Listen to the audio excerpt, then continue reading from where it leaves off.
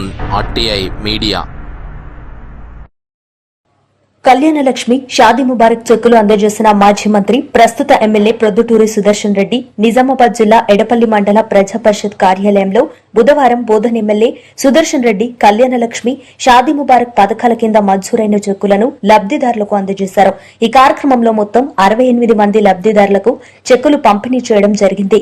ఈ సందర్భంగా ఎమ్మెల్యే మాట్లాడుతూ, గత ప్రభుత్వ అవినీతి పాలన వల్ల రాష్ట్ర ఆర్థిక సంక్షోభాన్ని ఎదుర్కొంటున్నప్పటికీ ప్రస్తుత కాంగ్రెస్ ప్రభుత్వం ప్రజలకు సంక్షేమ పథకాలను నిరంతరం కొనసాగిస్తుందని తెలుపుతూ, రానున్న స్థానిక సంస్థల ఎన్నికల్లో నిజాయితీ గల నాయకులను గెలిపించుకుని గ్రామాలను అభివృద్ది చేసుకోవాల్సిన అవసరం ఎంతైనా ఉందని, నిజాయితీ గల అభ్యర్థులను అత్యధిక మెజార్టీతో గెలిపించాల్సిన అవసరం ఉందని ఎమ్మెల్యే అన్నారు. అదేవిధంగా ప్రభుత్వ పాఠశాలలు ఇప్పుడు ప్రైవేట్ పాఠశాలలకు ధీటుగా విద్య అందిస్తున్నాయని, తల్లిదండ్రులు తమ పిల్లలను ప్రభుత్వ పాఠశాలల్లో చదివించాలన్నారు. రాజీవ్ యువ వికాస్ పథకం ద్వారా నమోదు చేసుకున్న ప్రతి ఒక్కరికి లబ్ది చేకూరుతుందని ఎమ్మెల్యే పొద్దుటూరి సుదర్శన్ రెడ్డి అన్నారు. ప్రస్తుతం ఇందిరమ్మ ఇంటి నిర్మాణంలో ఎలాంటి లోటుపాట్లు లేకుండా చూడాలన్నారు. ఇంటి నిర్మాణానికి ఉచితంగా ఇసుక అందజేస్తామని అన్నారు. మండల స్థాయి అధికారులు ఎప్పటికప్పుడు గ్రామాల్లో అభివృద్ది పనులను పరిశీలించి పనులు తొందరగా పూర్తయ్యేలా చూడాలన్నారు.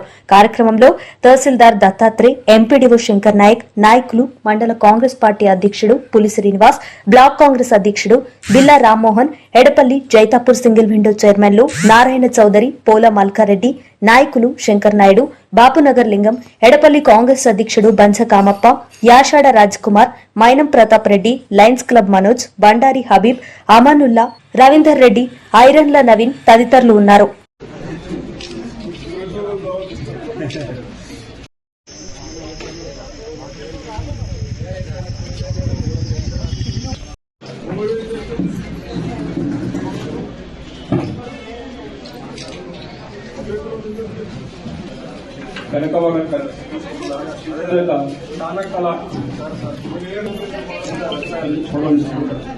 అదేవిధంగా స్థానకళ మెట్టు రజిత,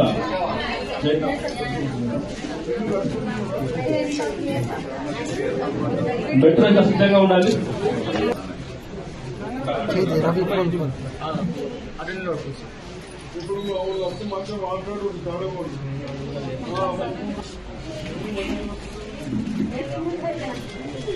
వెంగడి లక్ష్మి సిద్ధంగా ఉండాలి. లక్ష్మి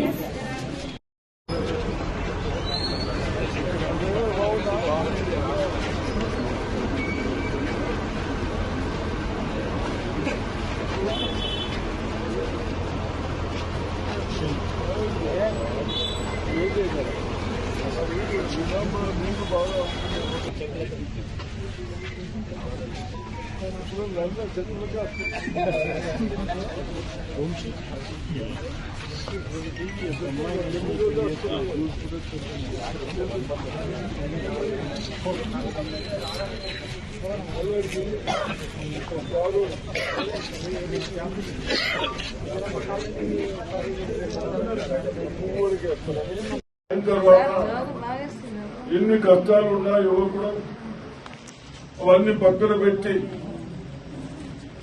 ఏదైతే దీనికి ఇబ్బంది కావద్దని సాధించుకోవడం కానీ కళ్యాణ లక్ష్యం కానీ ఇస్తా ఉన్నా. అదేవిధంగా ఇల్లు కూడా బహుశా మీకు 450 500 ఇల్లు ఇచ్చినాం. ఇంకా ఎవరైనా తప్పిపోయింది ఉంటే 5-6 నెలలు మళ్ళీ ఇద్దాం. ఇంకా 2 సార్లు ఇద్దాం. మనం మీరు కట్టుకోవాలి. ఇప్పుడే చెప్పేస్తున్నాం, జల్ది కట్టేయండి. బేసిమిటి వరకు కడితే ₹1,00,000 ఇస్తున్నాం. చెక్కులు వస్తున్నాయా? ఇచ్చిందా?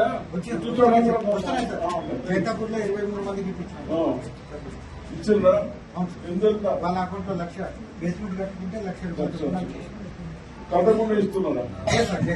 నేను కూడా కొన్ని పేరు ఇస్తాను. బేసిమిటి వరకు కడితే ₹1,00,000 ఇస్తున్నారు.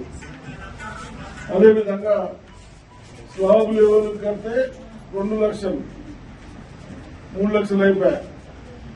స్లాబ్ వేస్తే 1,00,000, 4 లక్షలు అయిపోతాయి. బాకీ కానీ ప్లాస్టిక్ ఇంత కింద సిమెంట్ బిమెంట్ వేసుకున్నారు 1,00,000, 5 లక్షలు ఇస్తున్నాం. జల్దీ కట్టుకోండి. ఇప్పుడు 10,000 పైసలు ఉన్నా ఇస్తాం. అదేవిధంగా ఉష్కేప్ కూడా మీ నారాయణ వీళ్ళంతా ఉన్నారు. డాక్టర్కు 6,000 తీసుకుంటున్నాం. అది తప్పు. తహసీల్దార్ గారు, ఎండిఓ గారు వీళ్ళు కుటుంబాలకు 8 ట్రాక్టర్లు అవసరం పడుతుంది. ఈ వర్షాలు పడితే వెళ్ళాయి, అక్కడికి వెళ్ళి తెప్పిస్తాం. సార్లు అక్కడికి వెళ్ళి తెస్తారు. అయినా మీకు 3,500 కాడికి 4,000 లోపల వేస్తారు. ఇవి 4 టన్నులు.